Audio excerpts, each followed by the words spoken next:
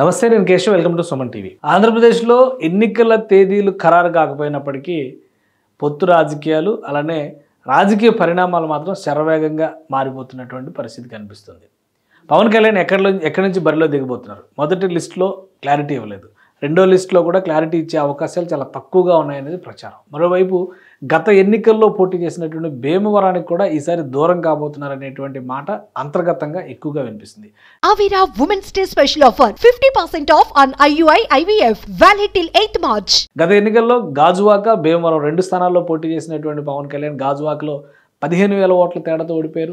భీమవరంలో 8,000 ఓట్ల తేడాతో ఓడిపోయారు. సో ఈసారి గాజువాకలో పవన్ కళ్యాణ్ బరిలోకి దిగేటువంటి అవకాశాలు లేవనేటువంటి మాట ముందు నుంచి జనసేన పార్టీ నాయకత్వం చెబుతుంది. ఇక భీమవరం విషయంలో మాత్రం చివరి నిమిషం వరకు ఈసారి అక్కడే బరిలో దిగుతారనేటువంటి చర్చ నడిచినప్పటికీ చివరి నిమిషంలో మార్పులు చేర్పులు జరగబోతున్నటువంటి సంకేతాలు వస్తున్నటువంటి పరిస్థితి. దీనికి తగ్గట్టుగా అధికార వైసీపీ కూడా ఇమీడియట్గా పావులు కదుపుతున్నటువంటి పరిస్థితి కనిపిస్తుంది.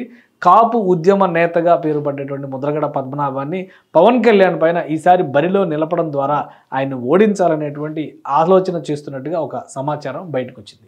అసలు వీరిద్దరి మధ్య వచ్చినటువంటి తేడా, దాన్ని అడ్వాంటేజ్ చేసుకునేటువంటి క్రమంలో వైఎస్ఆర్సీపీ ఈ విధంగా అడుగులు వేస్తుందనేటువంటి సంకేతాలు చాలా స్పష్టంగా కనిపిస్తున్నాయి.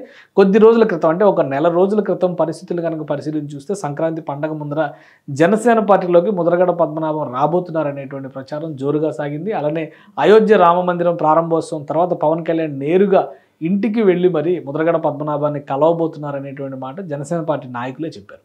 అయితే అనూహ్యంగా ఇది జరగలేదు. ఎందుకు జరగలేదు అనేటువంటి అంశంపైన మాత్రం ఎవరు కూడా క్లారిటీ ఇచ్చే పరిస్థితి లేదు. అలానే తాడేపల్లిగూడెం సభ తర్వాత పవన్ కళ్యాణ్ చేసినటువంటి ప్రకటనలు 24 సీట్లకే జనసేన పార్టీ పరిమితమై పోటీ చేస్తుందనేటువంటి విషయంలో క్లారిఫికేషన్ ఇచ్చిన తర్వాత Mudragada Padmanabham serious counter letter రాశారు. 24 సీట్లలో బరిలో దిగే లెక్కైతే తన అవసరం లేదనేటువంటి సంకేతాలు ఇచ్చారు. ఈ నేపథ్యంలో ఆయన జనసేన పార్టీలో జాయిన్ కావడం లేదు అనేటువంటి మాటను కూడా ఖరారు చేసేసినటువంటి పరిస్థితి. దీంతో ముద్రగడ పద్మనాభాన్ని తన వైపు లాపుకోవడం ద్వారా వైఎస్ఆర్సీపీ పవన్ కళ్యాణ్కి చెక్ పెట్టాలి, ముఖ్యంగా కాపుల్లో తమదైన శైలిలో ఓటు బ్యాంకును కొల్లగొట్టాలని ఆశిస్తున్నటువంటి పరిస్థితి కనిపిస్తుంది. వాస్తవానికి ముద్రగడ పద్మనాభం ఒకవేళ పవన్ కళ్యాణ్ పైన బరిలో దిగితే ఏం జరగబోతుంది? గత ఎన్నికల్లో భీమవరంలో ఏం జరిగింది? ఎందుకు పవన్ కళ్యాణ్ భీమవరం నుంచి దూరం జరగాలనుకుంటారు? ఒకసారి విశ్లేషించేటువంటి ప్రయత్నం చేద్దాం. భీమవరం నియోజకవర్గానికి సంబంధించినటువంటి హిస్టరీని మనం ఒకసారి పరిశీలించేటువంటి ప్రయత్నం చేద్దాం. గత చరిత్ర అంతా కూడా భీమవరంలో మిక్స్డ్గా కనిపిస్తున్నటువంటి పరిస్థితి. కాంగ్రెస్ తెలుగుదేశం ఈ తరహాలో ఉంది. 94 తర్వాత 2 టర్ములు తెలుగుదేశం పార్టీ కంట్రోల్లో ఉన్నటువంటి నియోజకవర్గం, 83లో పార్టీ స్థాపించినాక 2 సార్లు తెలుగుదేశం కంట్రోల్లో ఉన్నటువంటి నియోజకవర్గం, ఆ తర్వాత 2004, 2009లో కంప్లీట్గా కాంగ్రెస్ కంట్రోల్లో ఉన్నటువంటి తెలుగుదేశం, మళ్ళీ 2014లో తెలుగుదేశం కంట్రోల్లోకి వచ్చింది. 2019లో ఇక్కడ ఈక్వేషన్ మారింది. సో 2009 నుంచి మనం ఒక ప్రమాణంగా కనుక తీసుకుని చూస్తే పులపర్తి రామాంజనేయులు ప్రజారాజ్యం పార్టీ వేవ్ను కూడా తట్టుకొని అక్కడ కాంగ్రెస్ పార్టీ అభ్యర్థిగా 22,000 పైచిలకు ఓట్ల మెజారిటీతో 2009లో గెలుపొందినటువంటి పరిస్థితి. ప్రజారాజ్యం పార్టీ నుంచి వేగేశ్న సూర్యనారాయణరాజు బరిలో దిగారు. ఇక టీడీపీ నుంచి గాదిరాజు సత్యనారాయణరాజు బరిలో దిగారు. కానీ ఇద్దరిని ఓడించడం ద్వారా అంజిబాబు ఇక్కడ విజయ బావుట ఎగరేసినటువంటి పరిస్థితి. సో 2014 వచ్చేసరికి రాష్ట్ర విభజన జరిగినటువంటి నేపథ్యంలో అంజిబాబు పార్టీ మారారు. తెలుగుదేశం పార్టీ అభ్యర్థిగా 2014లో, అంటే ఉమ్మడి అభ్యర్థి 2014లో జరిగినటువంటి పరిణామాల్లో అన్ని పార్టీలు కలిసి పోటీ చేసినాయి కాబట్టి బీజేపీ, జనసేన, తెలుగుదేశం 3 కూటమిగా పోటీ చేసినటువంటి క్రమంలో 13,000 ఓట్ల మెజారిటీతో గెలుపొందారు అంజిబాబు. గ్రంథి శ్రీనివాస్ వైఎస్ఆర్సీపీ అభ్యర్థిగా ఓటమి పాలైనటువంటి పరిస్థితి. ఇక 2019లో ఏ పార్టీకి ఆ పార్టీ విడివిడిగా పోటీ చేసింది. ఈ సమయంలోనే అనూహ్యంగా పవన్ కళ్యాణ్ తెరపైకి వచ్చారు. జనసేన పార్టీ అభ్యర్థిగా తన అభ్యర్థిత్వాన్ని భీమవరం నుంచి ఆయన లిస్టులో పెట్టుకున్నారు. అయితే ఇక్కడ అనూహ్యమైనటువంటి పరిణామం ఏంటంటే గ్రంథి శ్రీనివాస్ వైఎస్ఆర్సీపీ అభ్యర్థిగా 70,000 ఓట్లు దక్కించుకుంటే పవన్ కళ్యాణ్ జనసేన పార్టీ అభ్యర్థిగా 62,285 ఓట్లు దక్కించుకుంటే రామాంజనేయులు సిట్టింగ్ ఎమ్మెల్యే ఆయన 54,000 పైచులకు ఓట్లు దక్కించుకున్నారు. సో ఈ చీలిక అనేది చాలా ఘోరంగా పవన్ కళ్యాణ్ దెబ్బతీసింది. గ్రంథి శ్రీనివాస్ని గెలిపించింది.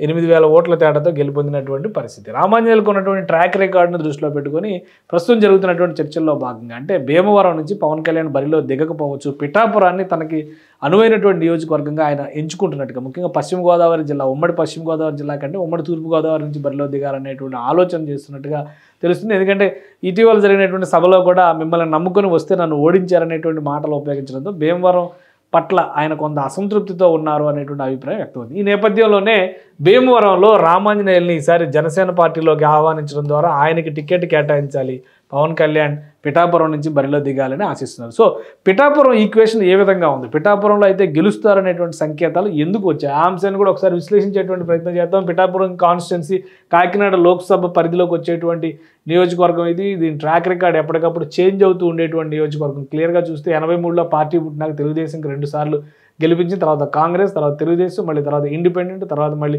బీజేపీ, తర్వాత మళ్ళీ ప్రజారాజ్యం పార్టీ, తర్వాత మళ్ళీ ఇండిపెండెంట్, మళ్ళీ వైఎస్ఆర్ కాంగ్రెస్. అంటే ఒక నిలకడ లేనటువంటి తీర్పు ఉన్నట్టుగా ఇక్కడ సంకేతాలు కనిపిస్తుంది. కానీ కాపు ఓటు బ్యాంకుకు మాత్రం ఇదొక బలమైనటువంటి కంచుకోట అనేటువంటి అభిప్రాయం చాలా స్పష్టంగా ఉన్నటువంటి పరిస్థితి. 2004లో దొరబాబు పెండెం దొరబాబు గెలుపొందారు భారతీయ జనతా పార్టీ అభ్యర్థిగా. అప్పుడు తెలుగుదేశం బీజేపీ పొత్తులో ఉన్నటువంటి నియోజకవర్గం పిఠాపురం. అందువల్ల ఆయన ఈజీగా గెలవగలిగినటువంటి పరిస్థితి ఉంది. సో 2009 నుంచి మనం ఈక్వేషన్స్ని ఒకసారి అంచనా వేసుకొని చూద్దాం పిఠాపురంలో పరిస్థితి ఏంటనేది. 2009 చాలా కీలకమైనటువంటి సీట్ సందర్భంగా మనం చూడాల్సి ఉంటుంది. అక్కడ 2009 ఎన్నికల్లో వంగ గీత, ప్రస్తుతం ఆమె కాకినాడ ఎంపీగా ఉన్నారు.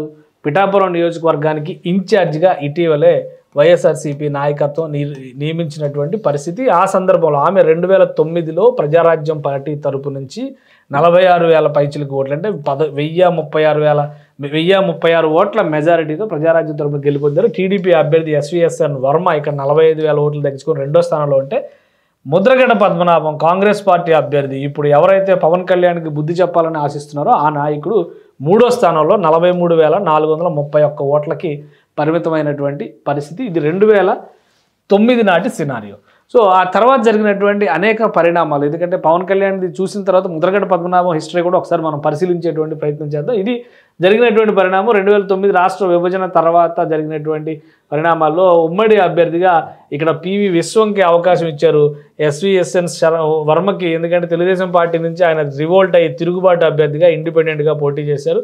పెండెం దొరబాబు వైఎస్ఆర్సీపీ నుంచి ఇక్కడ బరిలోకి దిగారు. గతంలో ఈయన తెలుగుదేశం పార్టీ బీజేపీ ఉమ్మడి అభ్యర్థిగా గెలిచినటువంటి 2004లో బీజేపీ ఉమ్మడి అభ్యర్థిగా గెలిచినటువంటి దొరబాబు వైఎస్ఆర్సీపీ తీర్థం తీసుకుని 2014లో ఇక్కడ బరిలో దిగారు. కానీ ఓటమి పాలయ్యారు. అనూహ్యమైన మెజారిటీ 47,000 ఓట్ల మెజారిటీ వర్మకు వచ్చినటువంటి పరిస్థితి, ఇండిపెండెంట్ అభ్యర్థికి వచ్చినటువంటి పరిస్థితి. చాలా కీలకమైనటువంటి అంశం. ఎందుకంటే ఒకవేళ కాపు ఓటు బ్యాంకు ఫ్యాక్టర్ కనుక బలంగా పనిచేస్తుంది అనుకుంటే, వర్మ రాజులు క్షత్రియ వంశానికి క్షత్రియకి సంబంధించిన సామాజిక వర్గానికి చెందినటువంటి నాయకుడు, అంత భారీ మెజారిటీ ఎలా వచ్చిందనేది ఆలోచించాల్సినటువంటి అంశం. ఇంకా తెలుగుదేశం పార్టీ తమ బలమైనటువంటి అభ్యర్థిగా పెట్టింది 2014లో. అది కూడా తెలుగుదేశం ఒకటే కాదు, ప్లస్ బీజేపీ, ఎందుకంటే ఒకసారి బీజేపీ ఇక్కడ గెలిచింది, ప్లస్ జనసేన, 3 పార్టీల అభ్యర్థిగా నిలబడినటువంటి విశ్వం ఇక్కడ కేవలం 15,000 ఓట్లకు పరిమితమైనటువంటి పరిస్థితి. సో పిఠాపురం ఓటర్ తీర్పు చాలా డిఫరెంట్గా ఉంటుంది, పరిస్థితిని బట్టి నిర్ణయం తీసుకునేటువంటి అవకాశం ఉంటుంది అనడానికి ఇది ఒక ఉదాహరణ. పైగా గతంలో 2009లో ముద్రగడ పద్మనాభం కాపు సామాజిక వర్గానికి పెద్ద మనిషి అనుకునేటువంటి నాయకుడు కూడా 3వ స్థానంలో నిలబెట్టారు పిఠాపురం ప్రజలు. ఇక 2019లో జరిగినటువంటి లెక్కలను కూడా ఒకసారి మనం పరిశీలించి చూద్దాం. వైఎస్ఆర్సీపీ నుంచి మరోసారి పెండెం దొరబాబు పోటీ చేశారు. సిట్టింగ్ ఎమ్మెల్యే ఎస్విఎస్ఎన్ వర్మ పోటీ చేస్తే ఈసారి ప్రభుత్వ వ్యతిరేకత కావచ్చు లేదా ఆయన వ్యతిరేకత కావచ్చు, మొత్తం మీద 14,000 ఓట్ల తేడాతో ఓడిపోయారు. ఇక జనసేన పార్టీ నుంచి మాకినేటి శేష్ కుమారి 28,000 ఓట్లు దక్కించుకొని 3వ స్థానంలో నిలిచినటువంటి పరిస్థితి.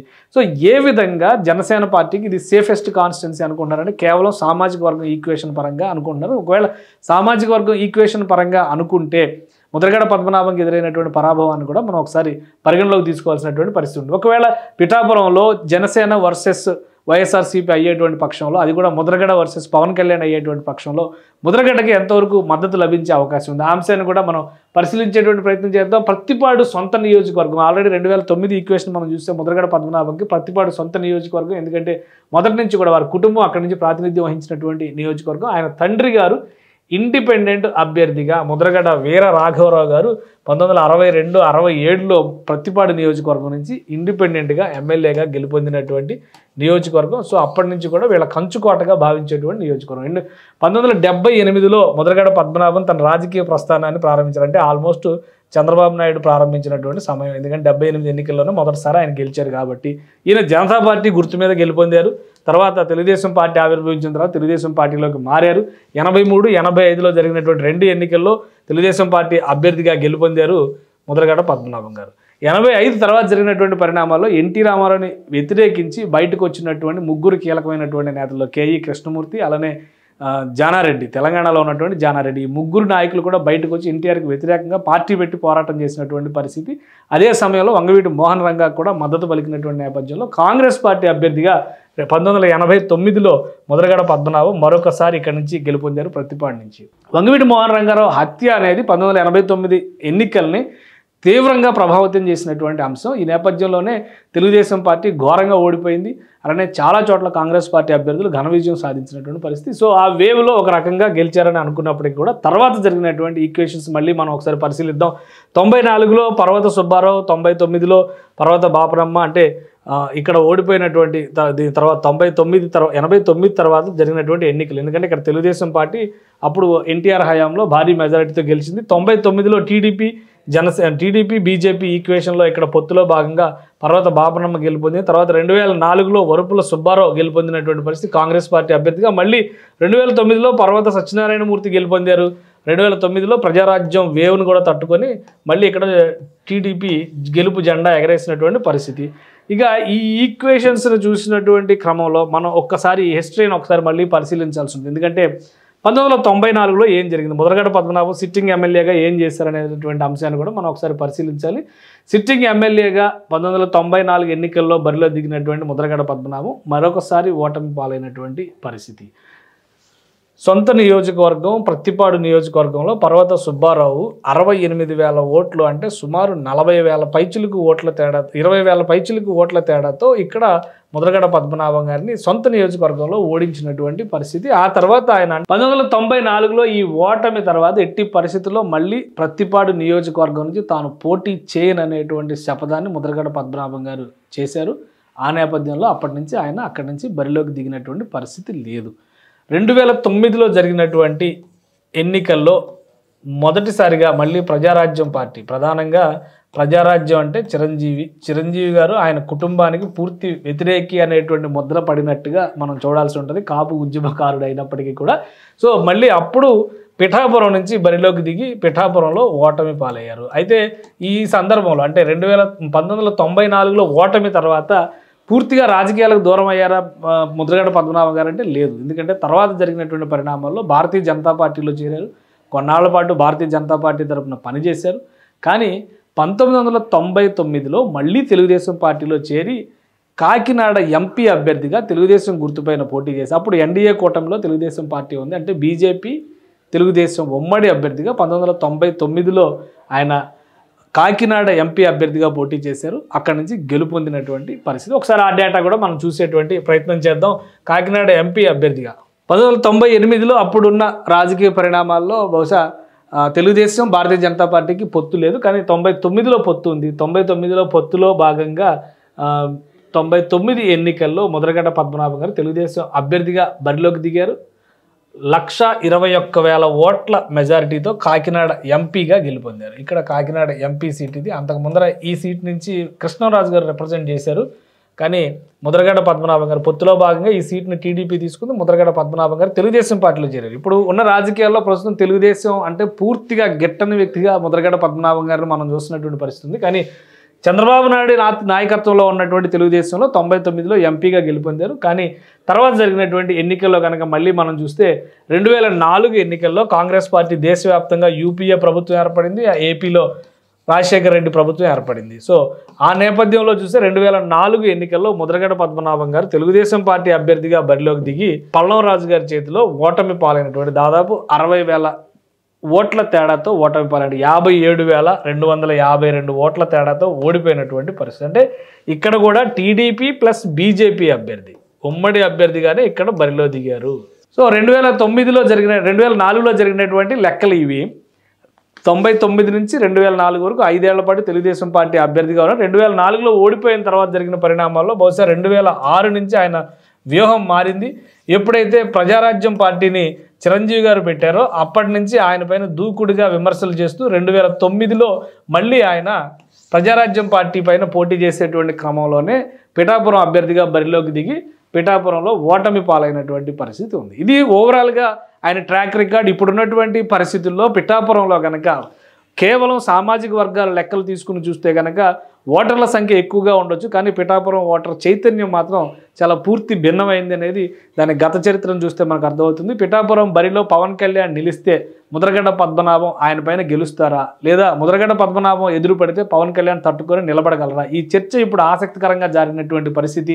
నిజంగానే వైసీపీలో చేరడానికి ముద్రగడ్డ పద్మనాభం గారు సుముఖంగా ఉన్నారా లేదా అనేటువంటి అంశంపైన ఇంకా స్పష్టత రాకపోయినప్పటికీ పవన్ కళ్యాణ్ని నిలువరించాలంటే ఒకవైపు చేగొండి హరిరామ జోగయ్య కుమారుడు వైఎస్ఆర్సీపీలో ఆల్రెడీ చేరిపోయాడు కాబట్టి అక్కడ నుంచి కాపు ఫ్యాక్టర్ని కొంతవరకు వైసీపీ గెయిన్ చేయగలుగుతుంది అనేటువంటి అభిప్రాయం ఉంది. ఇక ముద్రగడ్డను కూడా ఏదో ఒక రకంగా పార్టీలో కనుక ఆహ్వానించగలిగితే పవన్ కళ్యాణ్ని నిలువరించడం మరింత సులువు అవుతుంది అనేటువంటి ఆలోచనతో వైసీపీ ఎత్తుగడలు వేస్తుంది. ఈ ఉద్దేశంతోనే పవన్ కళ్యాణ్ తను ఎక్కడి నుంచి పోటీ చేసబోతున్నాడు అనేటువంటి అంశాన్ని ప్రస్తుతానికి రహస్యంగా ఉంచారు. వీలైనంత సమయం తీసుకొని పూర్తిగా అన్ని రకాల ఏర్పాట్లు చేసుకున్న తర్వాతే తన నియోజకవర్గం పోటీ చేయబోయేటువంటి నియోజకవర్గాన్ని ప్రకటించేటువంటి ఛాన్స్ ఉంది.